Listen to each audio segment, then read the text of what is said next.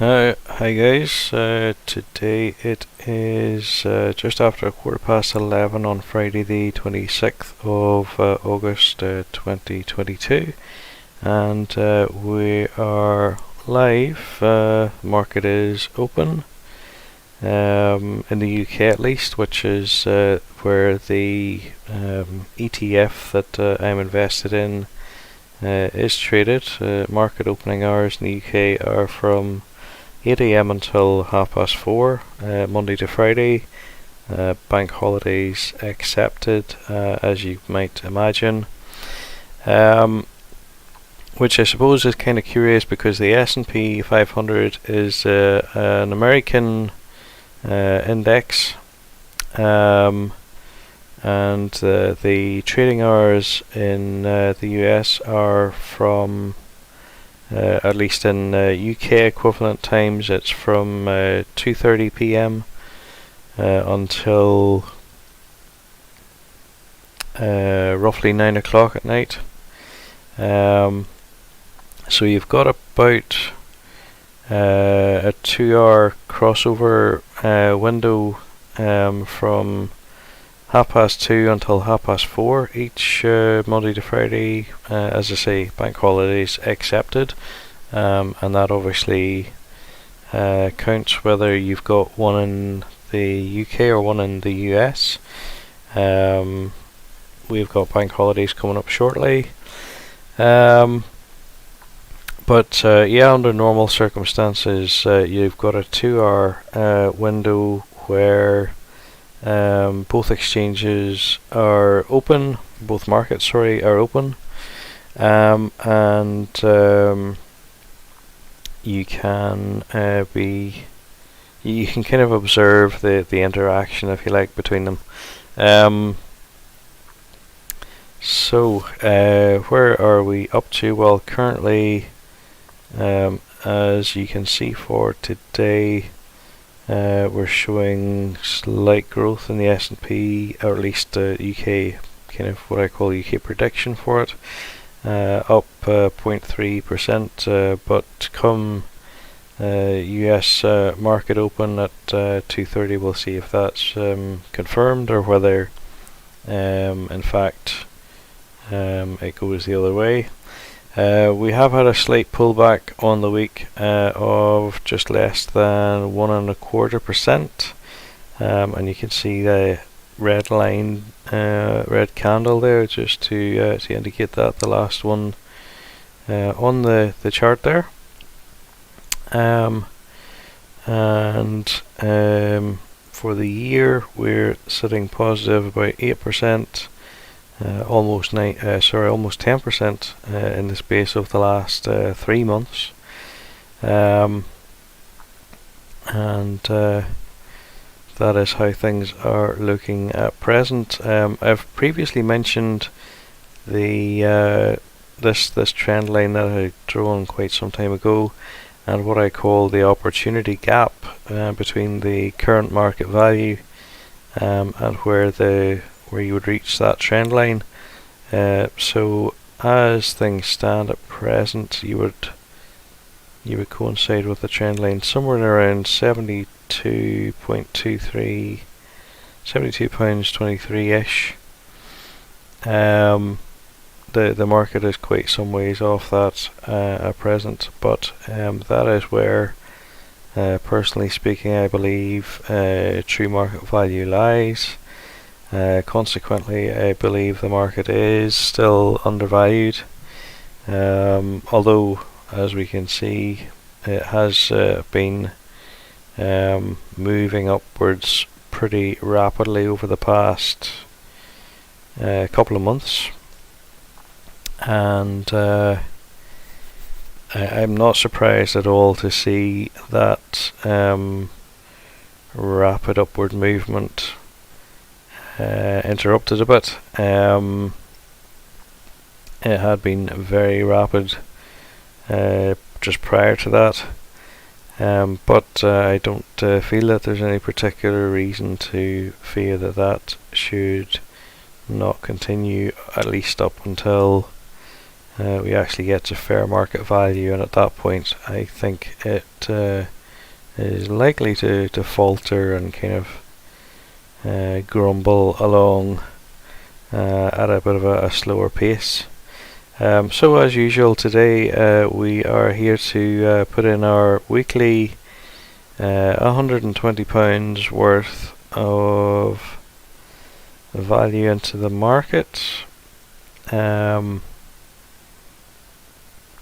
So I'm buying the S&P 500 exchange traded fund. This is a simulation. I'm using the practice account on Trading 212, and there's basically a £50,000 offered to you to trade with within the practice account.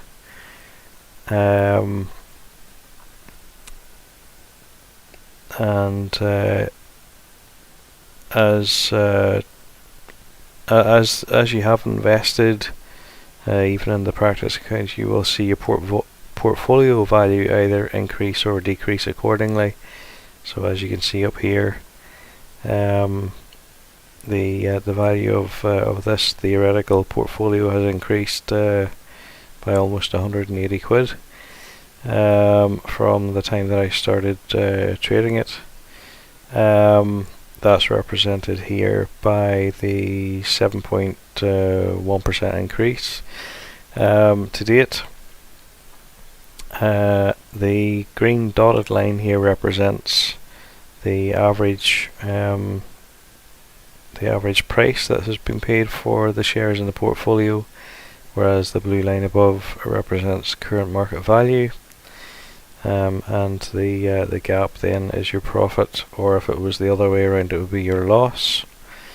And there we go. That's 20 weeks in or so, and as you can see, we have built up a nice little amount of cash in the value in the portfolio there over that period. Another way to look at it is rather than deciding to set aside some money now and again in savings, by consistently investing what you can afford, you can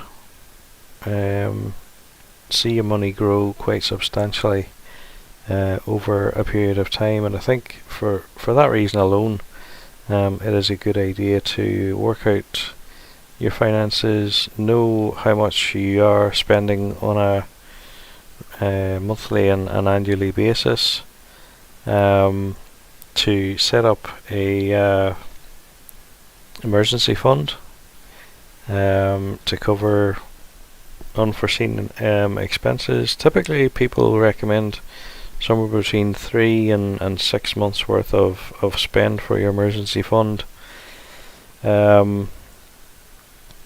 Personally, I don't have quite that amount in my emergency fund as things stand, but I suppose in deciding how much you think you need, you probably want to take account of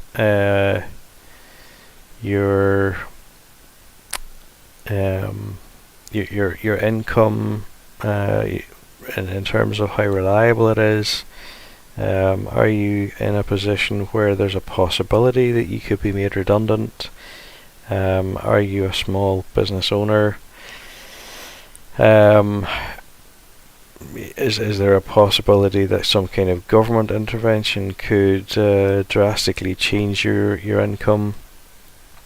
Or indeed, are you in a stable government job, something like the civil service or the health service, where the reality is that there is going to be an ongoing need for your work, and your chances of being made redundant are very low. And if that's the view that you take, then perhaps you might decide to keep a smaller amount in the emergency fund. Now,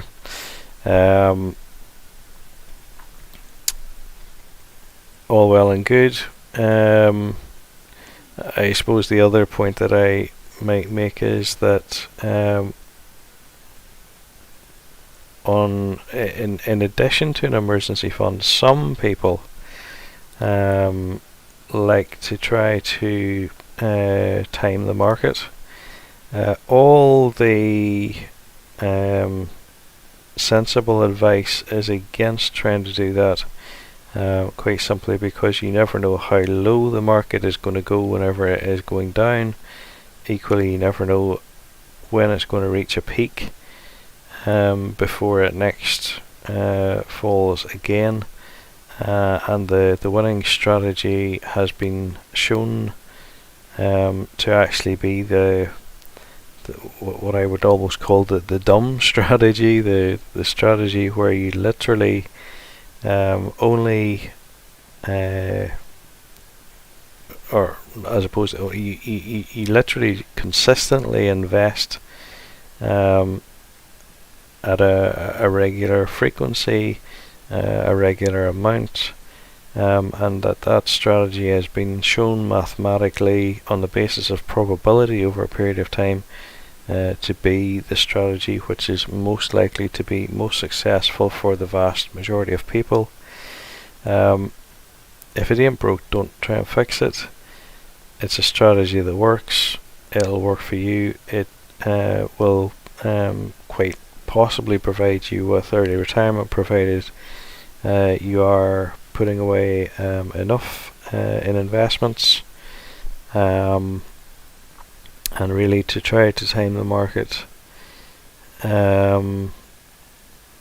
You could be waiting a long time,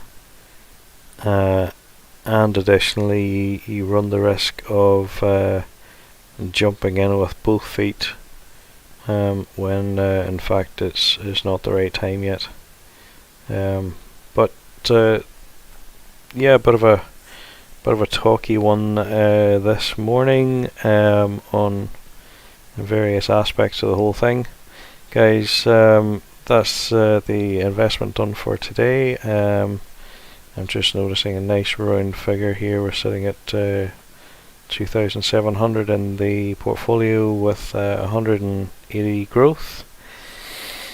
And you're not getting that out of the bank.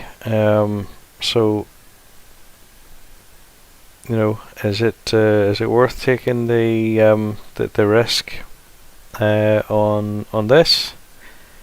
In your view, or would you rather put your money into the bank, where currently you're going to get 0% interest? Your money is going to be sitting there, being devalued as time goes on, or would you rather put it into an investment, particularly something like the fund that I'm using here, an exchange traded fund with a proven track record, and get something out of it, even if it's just some growth? Would you not be better to do that than simply leave your money sitting, languishing in a bank account, doing very little? Thanks for watching, guys. If you enjoy the content, if you find it useful, please give me a like, even subscribe if you're interested in seeing further content as it comes out. I post weekly, although I can't guarantee which day of the week I'll be posting. It does depend on my work schedule, and when I have some time to get something put together. But yeah, there'll be a video every week. This is an 8-year journey thereabouts, based on the notion of investing £120 per week. And basically, when you take that amount and you divide it into 50,000, which is the maximum I can have for a practice investment account, it's going to take about 8 years to get it all invested. It'll be very interesting to see at the end of that time how much we have made or indeed lost. Always remember, money that's invested can fall in value as well as rise. Nothing here should be construed as financial advice, and you should always get your own advice from a professional person qualified to instruct you. So thanks guys, see you next week, and let's see if the market is any closer at that point.